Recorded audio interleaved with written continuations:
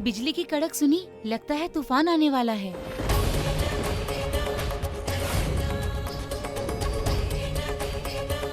हमें आपसे बात करनी है।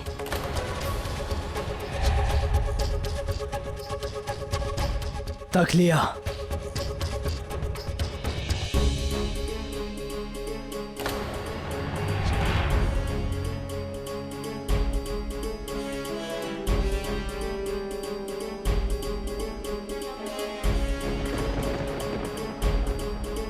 बिना हुक्म नजरबंदी तोड़कर आपने हमारे हुक्म की नाफरमानी की है और लगता है वो आपकी आदत बन चुकी है।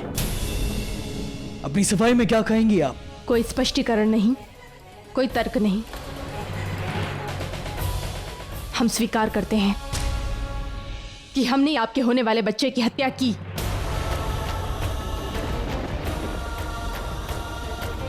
रुकैया बेगम को धतूरे का अर्क हम ही ने दिया था,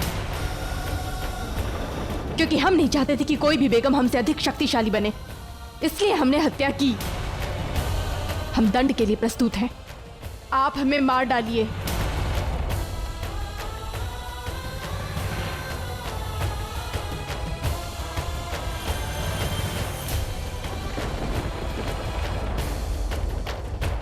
मरने वाले की अंतिम इच्छा पूरी की जाती है शहंशाह, और हमारी इच्छा है कि आप हमारे भाइयों को छोड़ दें। युद्ध में भी उन्होंने आपके जीवन की रक्षा की थी, और हमारी इस योजना की उन्हें भनक तक नहीं है, और ना ही हमारे बापूसा को। ये हमारी और केवल हमारी योजना थी, हमारी ही चाल थी।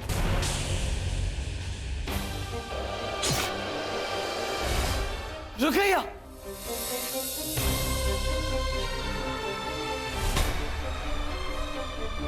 तुमने ऐसा क्यों किया रुकैया?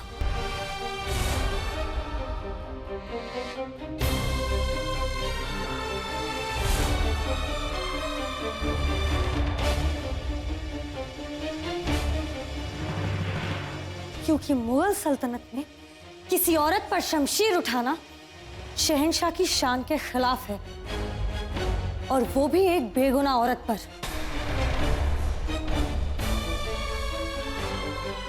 क्या? हाँ शहंशाह, जोधा बेगम हमारे होने वाले बच्चे की कातिल नहीं है। उन्होंने अभी खुद कबूल किया है कि यही असली गुनहगार है। इनके झूठ बोलने की वजह कुछ और होगी शहंशाह, लेकिन हमने जो बात की है उसकी भी एक खास वजह है। हम आपसे अकेले में बात करना चाहते हैं।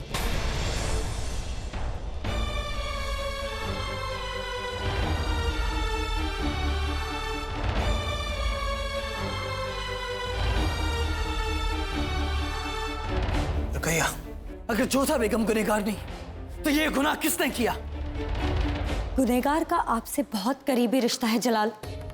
नाम सुनेंगे तो यकीन नहीं करेंगे। पहेलियां मत पूछो रुकैया, नाम बताओ उसका। नाम सुनने से पहले सबूत नहीं देखेंगे आप? ये क्या है रुकैया? ये वही डिब्बी है जिसमें वो धतूरे का अर्क रखा गया था, जिसे पीने से हमने अपना बच्चा खोया है। कातिल ने वो अर्क आमेर से आई हुई केसर में मिला दिया था, और जब पहरा बढ़ता गया तो वो इस डिब्बी से निजात ना पा सका। अब हमें ये डिब्बी जहां से मिली है, हो सकता है कि वो खुद कातिल हो, या फिर इस गुनाह में बराबर का शरीक। कौन है वो? कहां से मिली ये डिब्बी तुम्हें? सलीमा सुल्तान के यहां से।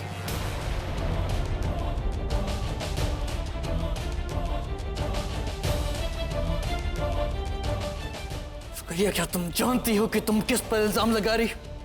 वो मरूम खान बाबा की बेवा है, और आपकी बेगम भी। हम बेवजह ये इल्जाम नहीं लगा रहे हैं जलाल।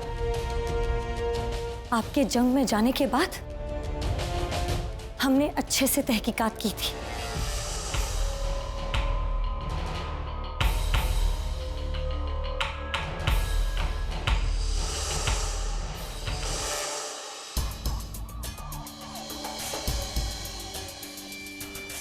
सलीमा बेगम को बुखार था?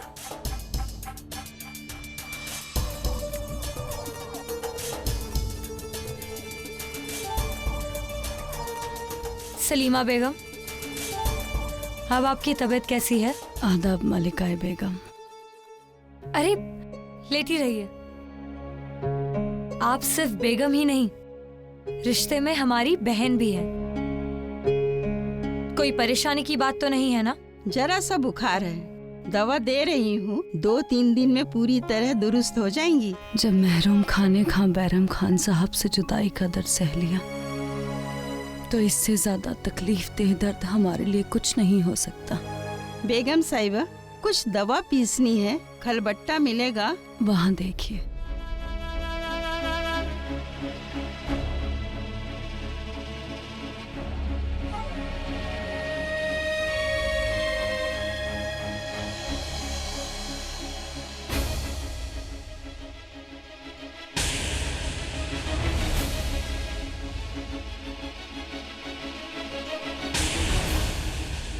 आप दवाई लीजिए, हम जरा हरम का चक्कर लगा के आते हैं। जी।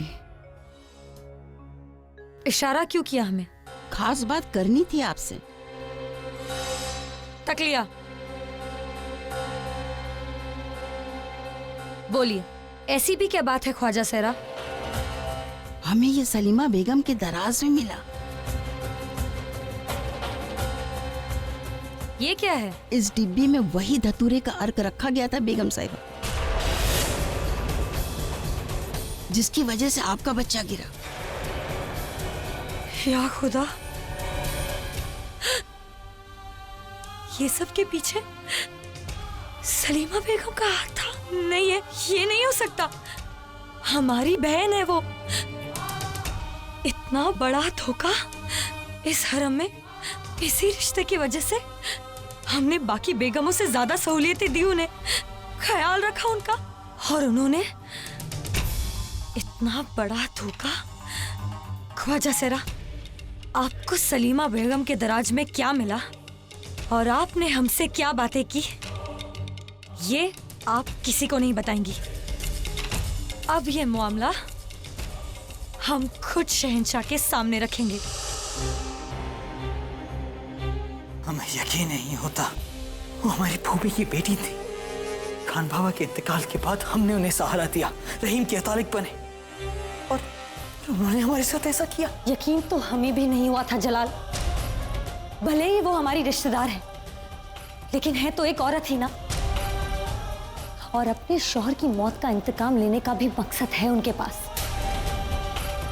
और अपनी शौहर की मौत का बदला लेने के लिए वो कुछ भी कर सकती है। और एक वजह और भी है, अगर हमें औलाद नहीं होती तो हो सकता है कि आप रहीम को इस मुगल सल्तनत का वारिस बना दें।